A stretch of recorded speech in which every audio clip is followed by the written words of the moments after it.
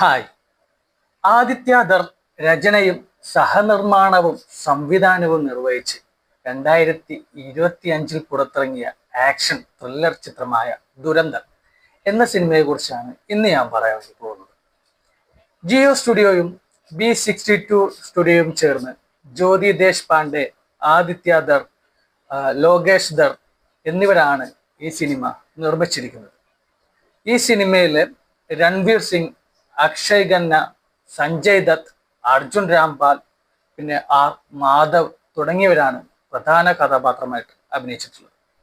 ഇതിൽ നായികയായിട്ട് അഭിനയിച്ചിട്ടുള്ള കൊച്ച് നമ്മുടെ ദൈവത്തിരുമകൾ ആ സിനിമയിലുള്ള ഒരു പെൺകൊച്ചാണ് ഇതിലെ നായികയായിട്ട്, അതായത് രൺവീറിന്റെ നായികയായിട്ട് അഭിനയിച്ചിട്ടുള്ളത്. ഈ ഒരു സിനിമ ഏകദേശം 3 മണിക്കൂറും 25 മിനിറ്റും ഉണ്ട്. 3 മണിക്കൂറും 25 മിനിറ്റും ഉണ്ട് ഈ സിനിമ.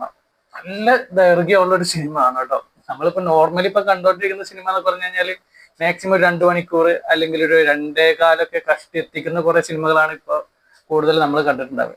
അതിലും ഒരുപാട് നീണ്ട ഒരു സിനിമയാണ്. പക്ഷെ നമുക്ക് ബോറടിക്കൊന്നുമില്ല കേട്ടോ. നമുക്ക് ആ ഒരു ഫസ്റ്റ് മുതൽ ഇതിന്റെ ഒരു ക്ലൈമാക്സ് വരെ ആണെങ്കിലും നമുക്ക് ബോറടിക്കുന്ന സീനുള്ള കാര്യങ്ങളൊന്നുമില്ല. ഒരു നല്ല രസകരമായിട്ട് തന്നെ ഈ സിനിമ എടുത്തു വെച്ചിട്ടുണ്ട്. പിന്നെ അതിന്റെ BGM ആണെങ്കിലും പിന്നെ അഭിനയിച്ചവരൊന്നും പിന്നെ ഒരു രക്ഷയല്ല. നമ്മുടെ അക്ഷയ് ഖന്നൊക്കെ എന്നാ റോളാ ചെയ്തിരിക്കുന്നത്. അതേപോലെ സഞ്ജയ് ദത്ത്, നമ്മുടെ രൺവീർ, മാധവനൊരു നൈസൊരു ക്യാരക്ടർ കൊടുത്തിട്ടുണ്ട്. പക്ഷെ അതിലും ഉപരിയായിട്ട് നല്ല രസമായിട്ട് അഭിനയിച്ചിട്ടുള്ളത് നമ്മുടെ അക്ഷയ് ഖന്നയാണ്. ആ വില്ലൻ കഥാപാത്രം ചെയ്തു വെച്ചിട്ടുള്ളത് പൊളിയാണ്. പിന്നെ ഇപ്പൊ ഫേമസ് ആയിട്ടുള്ള ആ ഒരു സോങ്ങും കാര്യങ്ങളൊക്കെ നല്ല രസമുണ്ട് സിനിമ കണ്ടിരിക്കാൻ വേണ്ടിയിട്ട്.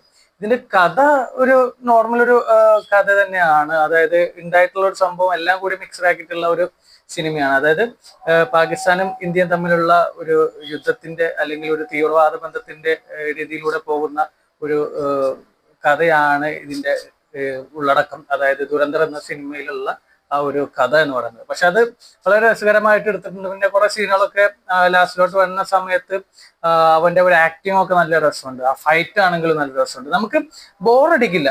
പക്ഷെ ഈ 3 മണിക്കൂർ ഉണ്ട് എന്നുള്ളത് ചില സമയത്ത് നമുക്ക് തോന്നും. പിന്നെ അതിലും ഈ പറഞ്ഞ 3 മണിക്കൂർ 25 മിനിറ്റിന്റെ ഉള്ളിലുള്ള കുറെ സാധനങ്ങൾ വീണ്ടും കട്ട് ചെയ്തിട്ടാണ് വന്നിട്ടുള്ളത്. അപ്പൊ ആ ഒരു സീന് നമുക്ക് രസകരമായിട്ട് കാണാനും പറ്റുന്നുണ്ട്.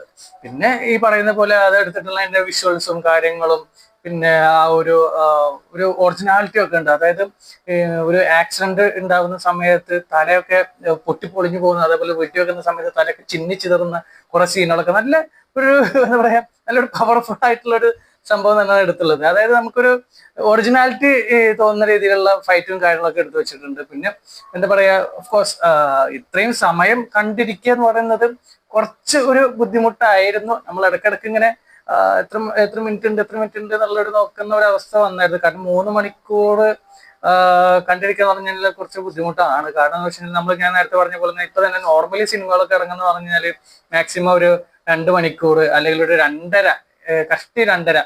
പക്ഷെ ഇതൊരു 3 മണിക്കൂർ 25 മിനിറ്റും അതിലും കൂടുതൽ ഉണ്ടായിരുന്നു തോന്നുന്നു ഈ ഒരു സിനിമ. അത് കട്ട് ചെയ്തിട്ട് അതുകൊണ്ട് ഇത്രയും സമയത്തിലോട്ട് ആക്കിയിട്ടുള്ളത്. പിന്നെ ഞാൻ പറഞ്ഞ പോലെ ഇതിന്റെ ബോറടിക്കാത്ത കാരണം കൊണ്ട് കണ്ടിരിക്കാം. വലിയൊരു സംഭവമായിട്ടൊന്നും പറയാൻ പറ്റുന്നില്ലെങ്കിലും നല്ല രസകരമായിട്ട് അതിന്റെ സീനുകളും കാര്യങ്ങളൊക്കെ BGM ഒക്കെ കണ്ട് സുഖമായിട്ട് കണ്ടിരിക്കാൻ പറ്റുന്ന സമയമുണ്ടെങ്കിൽ കണ്ടിരിക്കാൻ പറ്റുന്ന ഒരു നല്ലൊരു സിനിമയാണ് നമ്മുടെ ദുരന്തർ എന്ന് പറയുന്ന ഈ ഒരു സിനിമ.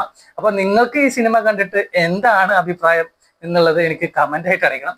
അപ്പോൾ അടുത്ത സിനിമയുടെ വിശേഷമായിട്ട് നമുക്ക് വീണ്ടും കാണാം. Okay, by.